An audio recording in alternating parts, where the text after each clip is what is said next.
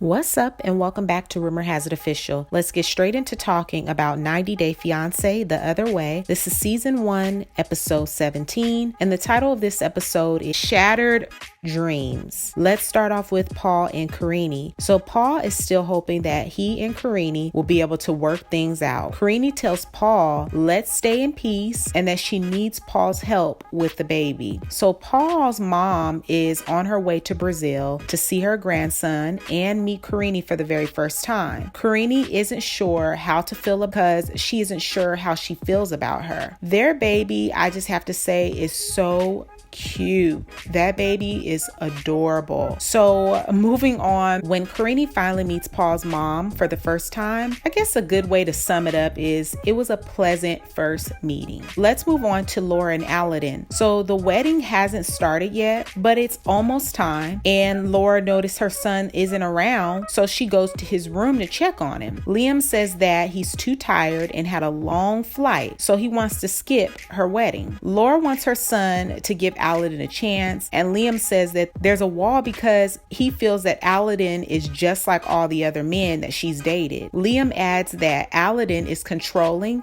and doesn't let her talk. He wants his mom to basically blow off this wedding, blow off Aladin, and Liam, to me, it's clear that Liam had no intentions of coming there and actually getting to know Aladin for himself. He came there to put a stop to this wedding. Let's move on to Corey and Evelin. So Corey's been back home for the past few weeks since his father passed. Corey's mother says that it was really hard hearing that her husband wasn't going to be okay. Corey says that he's torn because he knows his mom needs him. He has 1 month left on his visa, and he is now going to decide if he's going to stay in Ecuador. Corey gets sound advice from his mom, but still has a big decision to make. Let's move on to Tiffany and Ronald. So Tiffany says that it's really hard to deal with Ronald's addictive nature, but she's willing to move past it. But she's trying to move past it. Tiffany and Ronald in the next scene are going to a public hospital to get a glimpse of where she would be giving birth. It's a very tiny hospital, and there's no privacy whatsoever. Plus, it's a chance that she wouldn't even have a bed. So on top of all of that, the no privacy, it being a very small area, not knowing if she would even have a bed, they can't even have their spouse. Like, you're not allowed to have your spouse with you. So Ronald tells Tiffany that he will ensure that he gets the money so that she can give birth in a private hospital. That financial pressure could definitely be a trigger and make him want to go back to gambling. Let's move on to Jenny and Sumit. First off, Jenny's intro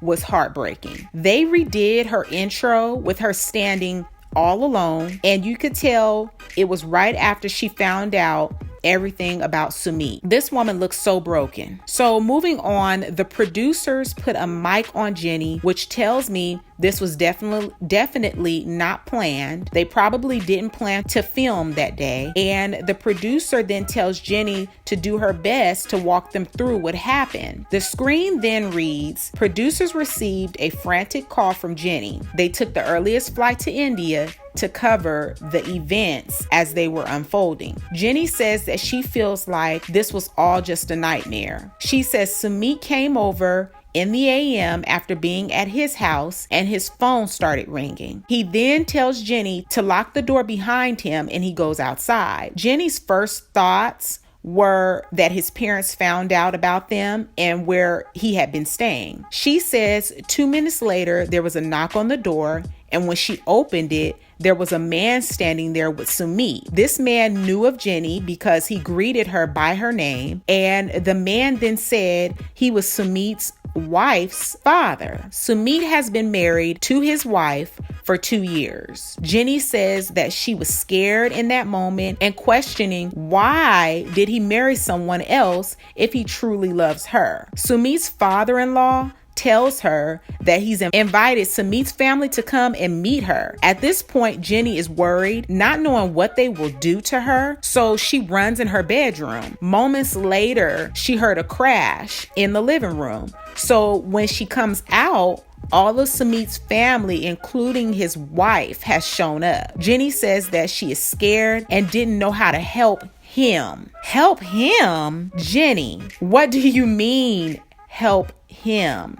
That makes me kind of question her innocence in all of this, because why would you be trying to help someone who has lied and put you in potential harm's way? Jenny starts crying uncontrollably, and she says that they threatened to put him in jail and her as well because she had been living with a married man. Jenny claims that she didn't know he was married and that she just found out. A complaint was filed with the police against Sumit. Since they took Sumit and she doesn't know where he is, she says that she doesn't know what her plan is, but she doesn't belong in India. So it sounds like you do know what your plan is. Your plan is to pack up and take your tail back home to your family and be safe, basically. Let's move on to Laura and Aladin. So Liam has decided he is not coming to night 1 of their 3-day wedding, and Laura says that she's disheartened by it.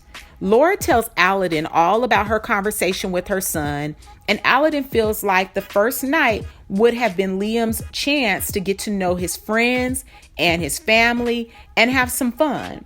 He feels Liam is acting like a child and is not being mature. Laura says that she feels embarrassed. Aladin says that he will talk to Liam man to man. Let's move on to Jenny. So Jenny's been alone in her apartment for a few days now and says that she needs to talk to her daughter. So Jenny goes to a cyber cafe to video chat, and she tells her daughter that Sumit has a wife. Her daughter is frustrated at the fact that Sumit put her mother in so much danger. When her daughter says, what is Jenny going to do? And that she can't continue to be in this relationship, Jenny responds, she doesn't know right now. I would think if someone had been lied to and put in potential harm's way, I would think they would want to get out of there. They would be so frustrated with the person for lying, but she still wants so many answers. Everything is laid out for, what answers do you need? And then the things that she was saying as far as they ripped him out of my hands. He's with her, but he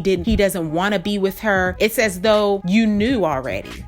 So I need to really hear all of your thoughts on 90 Day Fiance The Other Way. This is season 1, episode 17. The title of this episode is Shattered Dreams. Comment down below letting me know your thoughts on this episode. Don't forget to give this video a big thumbs up. Share it with a friend who also loves watching 90 Day Fiance The Other Way. Don't forget to subscribe and hit the bell so you'll be notified on the next time that I make an upload. And I will catch you all in the next video. Peace.